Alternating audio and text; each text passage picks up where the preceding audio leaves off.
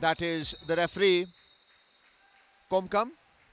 And the game has begun with the first quarter, the ball at midpoint, and it is India that take first possession. Classification match between India and Singapore in women's water polo. Immediately a chance for Singapore, and they take it. Action shot by Singapore. They take the lead 1-0 in the opening 30 seconds of the first quarter. Number 14 of Singapore, Ko Lee. That's a replay, beating the goalkeeper. Still holding on to the ball. Short pass, unmarked, and the opportunity to score the goal. Singapore has scored 2 goals already. Number 14 of Singapore, Lee Ko, her second goal, 29 years old. Action shot goal. Again, she was unmarked, and that gave the Singaporean the opportunity to score on the right of the goalkeeper Manivanan. Left flank. पास अच्छा है, goalkeeper goal line छोड़ के आई हैं और उसका नुकसान उन्हें उठाना पड़ेगा। वर्षा सुरेश भारत के लिए खाता खोलती हुई पहला गोल इस मुकाबले में भारत के लिए भारतीय कप्तान के द्वारा। एक और बार उस रिप्ले पर नजर डालिए, गोल लाइन छोड़ करके गोलकीपर बाहर आई और उसका नुकसान उन्हें उठाना पड़ा। समय बीत रहा है, जल्दी से नो लुक शॉट अटेम्प्ट किया है और जो स्कोर लाइन को बढ़ा के लेके जाएगा 23-5 पर। फिराओ का ये शॉट एक बार फिर से आप नजर डालेंगे तो आपको लगेगा कितनी खूबसूरती से उसको अंजाम तक पहुंचाया। गोलकीपर बिल्कुल उसके लिए तैयार नहीं थी।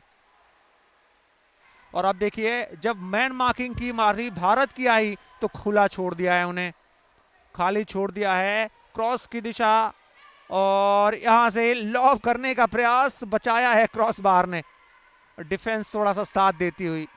6 मिनट का आसपास का समय इस मुकाबले में और अर्जुन बिल्कुल अब भारतीय टीम के लिए बहुत कुछ बचा नहीं है, ऐसा लग रहा है इस मुकाबले में हासिल करने के लिहाज से। And now Singapore taps that ball right into the net. Congratulated by the entire team. The head coach not showing any emotion. Lee Xuan, her second centre shot goal for Singapore. Goal number 26. Have a look at the replay. Good assist as well. And that's a centre shot goal. मौका अब यहां पर मिलेगा foul.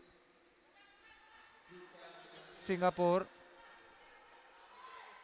एक खिलाड़ी कम है इस समय भारतीय टीम के लिए। मौका है फार पोस्ट पर और कामयाबी भी मिलेगी।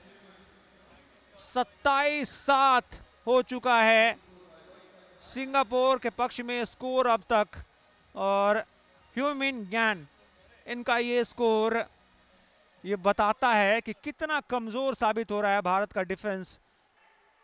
और एक और बार आप देखिए, धीरे धीरे वो कुछ सेकंड्स जो बचे हैं वो किसी भी पल समाप्त हो सकते हैं। यह हुटर आ गया है, अब नेट्स में पहुंचाने का कुछ खास फायदा मिलने वाला नहीं है, क्योंकि भारतीय टीम के लिए इस मुकाबले में एक और निराशाजनक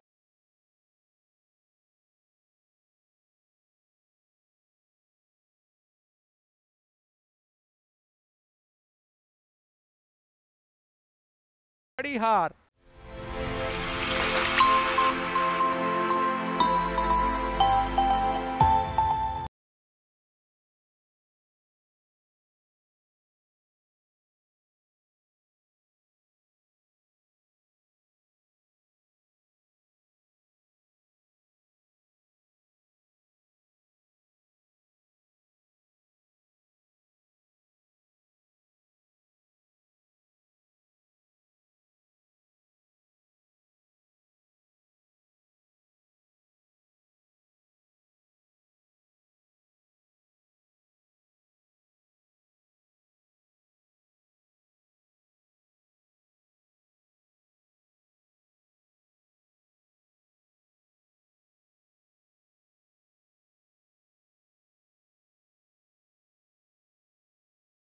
पूरी ताकत रहती है स्प्रिंटर और सेकंड स्प्रिंटर के बीच में, ताकि सपोर्ट दे सके अपने सेकंड स्प्रिंटर नंबर 4 को गेंद मिली है यहाँ पे कप्तान जनिस्ता को, और वो गेंद लेके आगे बढ़ी है। एक बढ़िया लॉब उन्होंने राइट फ्लैंक की तरफ दिया था, लेकिन मार्क होने की वजह से ये स्प्रिंट की एक ऐसी शुरुआत होती है ओपनिंग क्वार्टर में कि पूरा उनका आक्रमण पंक्ति आपकी तरफ बढ़ रहा होता है और गैप्स काफी नैरो होते हैं। और एक पहला सटीक पास किशोर इस बात का निर्णय करता है कि आपके आक्रमण में कितनी सटीकता होगी, क्योंकि दोनों ही टीमें लगभग पूरा खैमा सेंटर ऑफ द पूल में उस वक्त पोजीशन होता है। अगर इस मुकाबले में सेमीफाइनल में आगे बढ़ना है तो गोल करने होंगे, और गोल करने की शुरुआत होती है नंबर 7 यहाँ पे Neena lorry.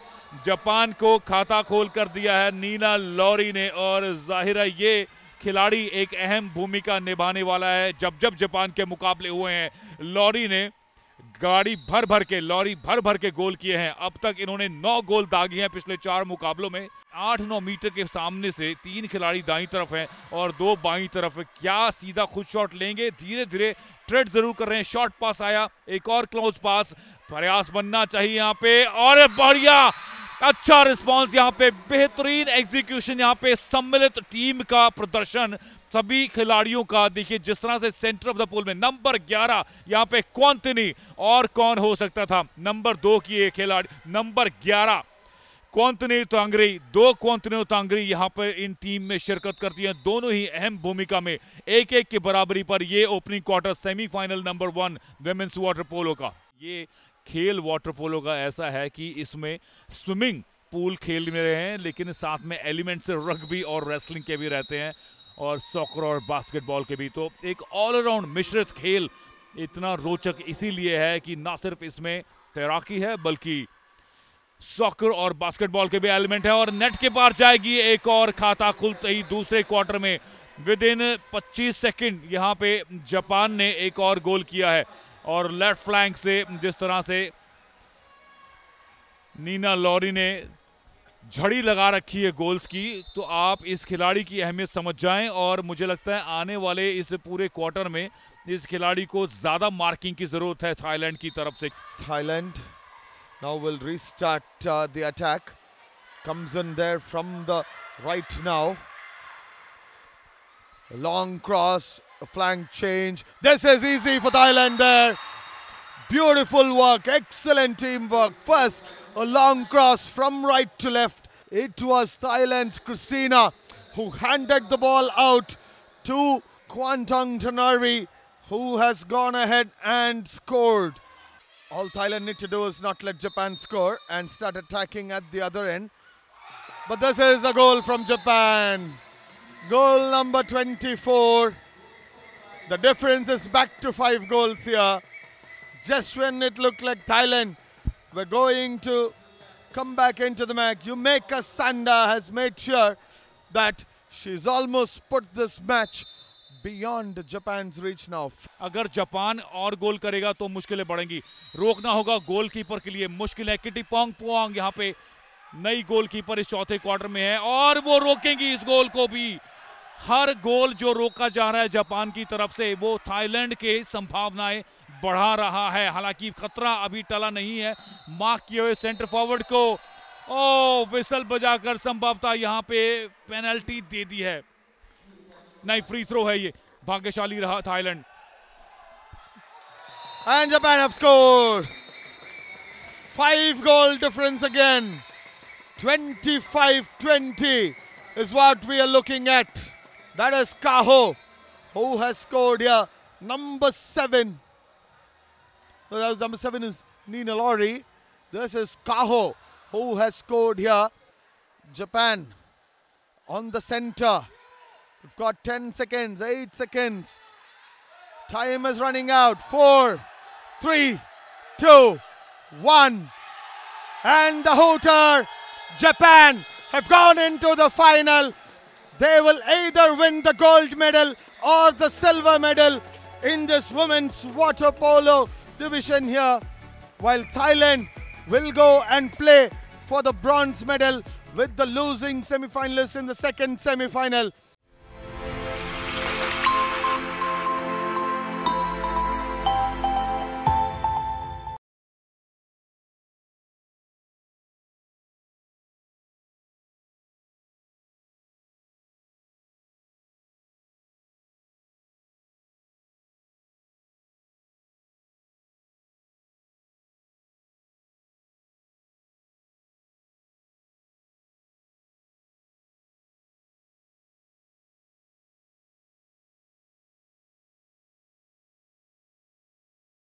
The mad rush for the ball in the very first quarter.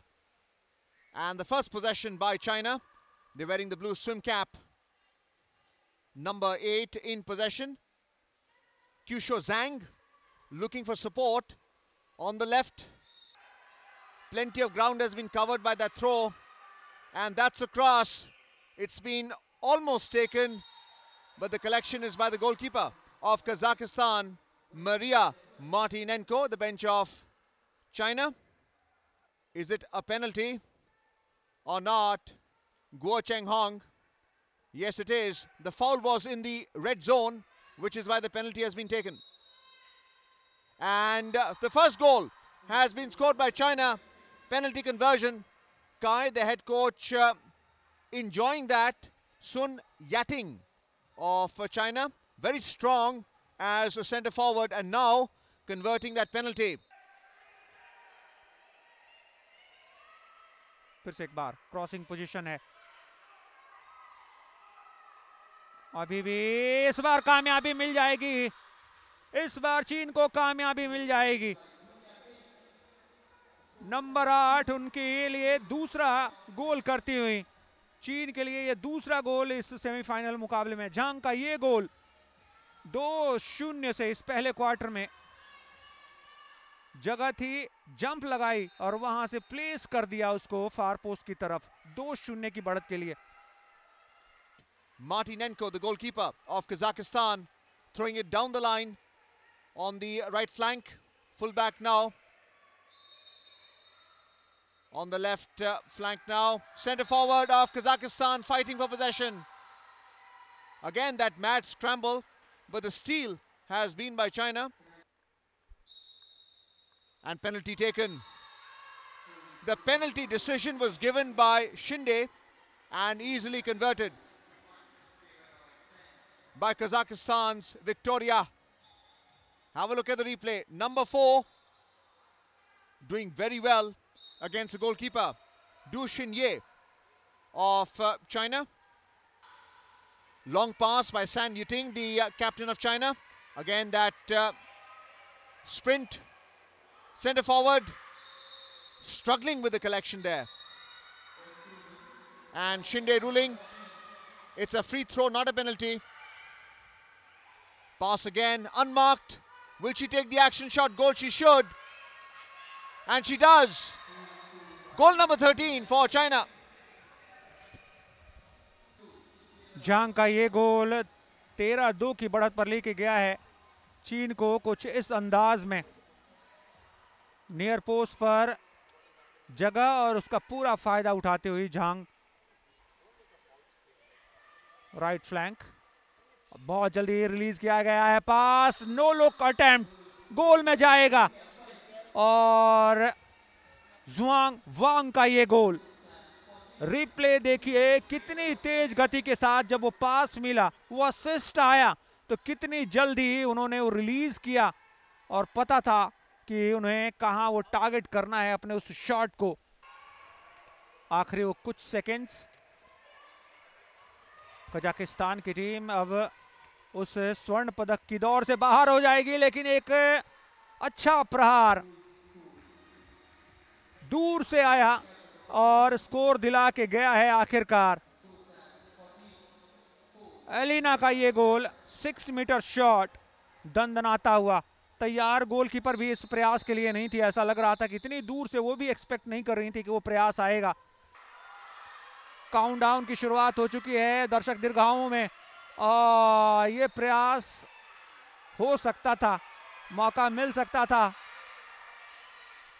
Hooter आ गया है, फुल टाइम का वो विसल भी आ गया है, यानी कि इस मुकाबले में चीन ने परास्त कर दिया है कजाकिस्तान को 14-4 से और पहुंच गई है फाइनल में चीन की ये टीम।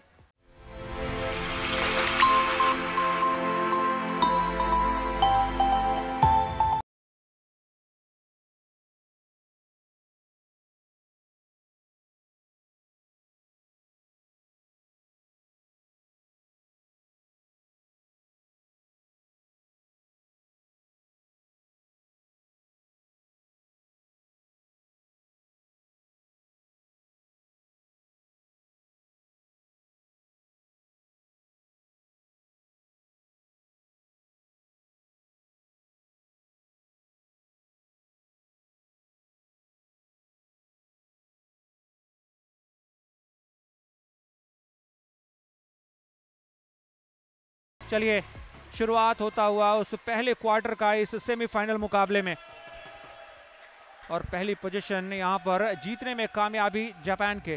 दूसरी तरफ एक्शन शिफ्ट होता हुआ ईरान की टीम इस राइट फ्लैंक से पहले मौके की तलाश में। अच्छा पास है और गोल आ जाएगा, आते ही छा गए।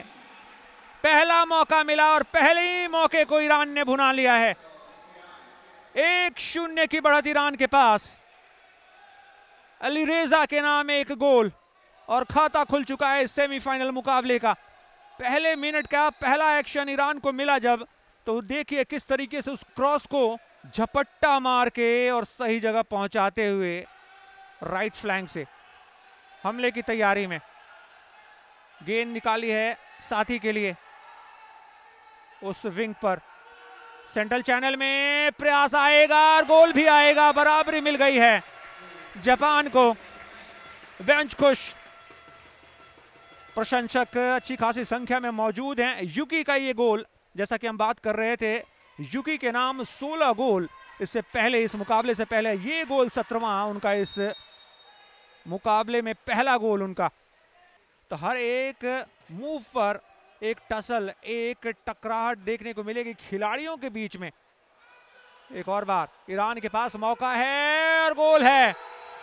बहुत पावरफुल प्रहार और गोल मिला है ईरान को, और सिर्फ अब फासला एक गोल का रह गया है। मिर्साद का ये गोल एक्शन शॉट्स, दूसरा उनका, और दूसरा भी गोल में तब्दील होता हुआ कुछ इस अंदाज में, गोलकीपर के सिर के ऊपर से ताकतवर शॉट।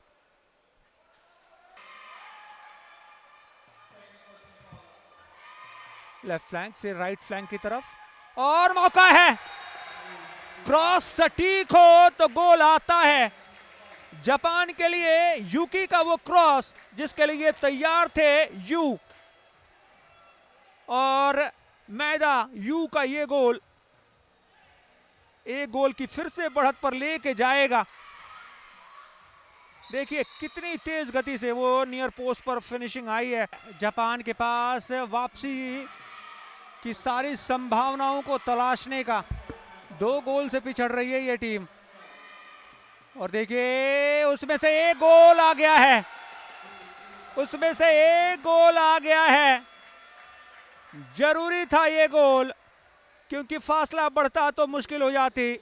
उरा सबसे अहम खिलाड़ी इस टीम के, और उन्होंने वो स्कोर किया है बहुत अहम वक्त पर। मौका है, बचाव है अच्छा, ईरानियन गोलकीपर का अच्छा बचाव, दाहिने तरफ झुकते हुए उसको बचाया, और देखिए एक बार फिर से जीवन दान देते हुए अब उस राइट फ्लैंक से गेम चला है। एक और बार बढ़त पर ले जाएगा ईरान को 2 गोल की।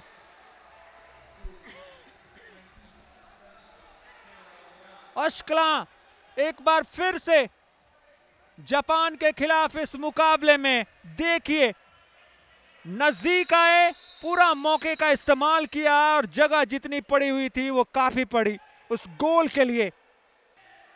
जल्दी से गेंद को अब दूसरी तरफ, दूसरे हाफ में लेके आई है जापान की टीम। हमले की तैयारी कर रही है। पास अच्छा है, एक गोल की वापसी मिल गई है। उसमें से एक गोल एक और कम कर लीजिए।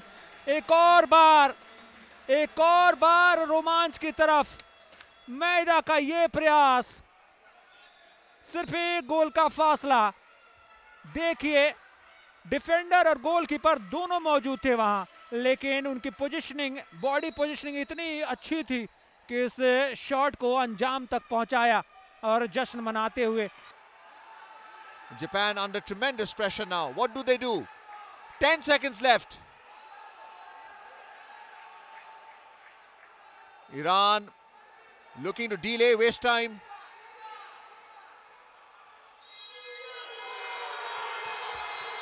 And that's the end of the semi-final. Iran is through to the finals. The victory by just the 1 goal. पिछले बार की चैंपियन जापान स्वर्ण पदक मुकाबले से बाहर हो गई है, क्योंकि ईरान ने उन्हें एक बेहद करीबी मुकाबले में 19-18 से हराया है।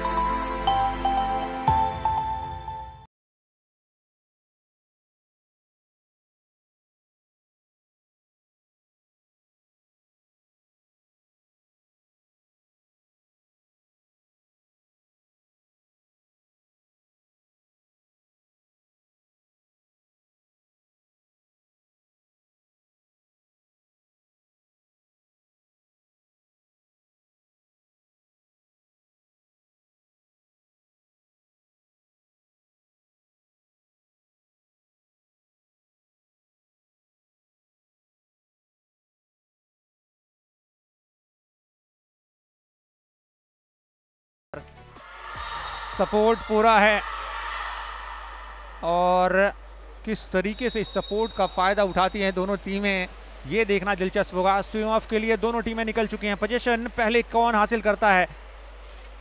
चीन को मिला है पहला पोजीशन, पहली स्प्रिंट उनके नाम इस सेमीफाइनल मुकाबले की।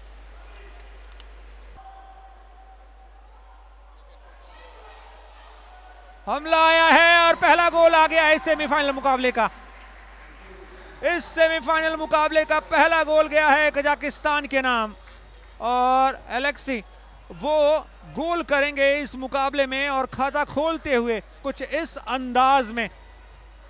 मौका मिला और सेंट्रल चैनल से दो डिफेंडर्स के हाथ और फिर गोलकीपर के हाथ को बीट करता हुआ उनका वो प्रयास गया नेट्स में। And both the teams coming back to the position.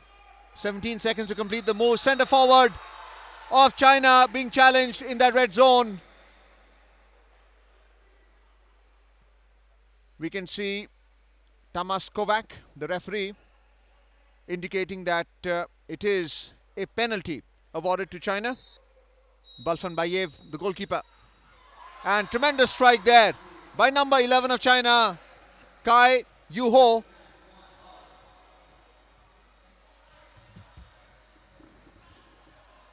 Converting that penalty, and Kazakhstan is up against it, against China. 1-all. On the wrong side, Balfan Bayev could not read. उस right flank से एक बार फिर से Kazakhstan की team, दूर से प्रयास आया लेकिन गोलकीपर चौकन्ना थे।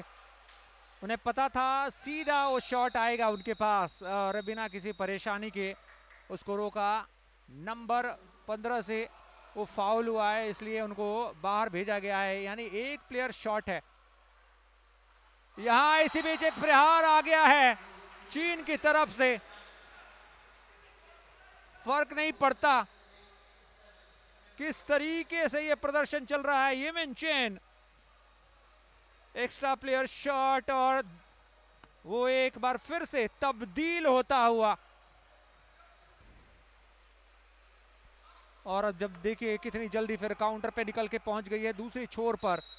समय सिर्फ 28 सेकेंड आपको मिलता है और उसका पूरा इस्तेमाल करने की कोशिश होती है। जितना करीब जाएंगे फल उतना अच्छा मिलेगा और वो फल एक बार फिर से मिलता हुआ। इस बार रोके ना रुके, एक और बार 6 मीटर शॉट पहला और कप्तान का एक और गोल चीन के लिए।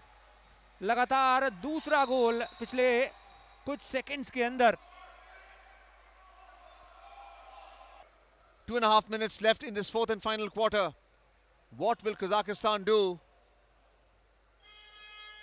Tamas Kovac, the referee, along with Stanko. It's all with substitution, exclusion.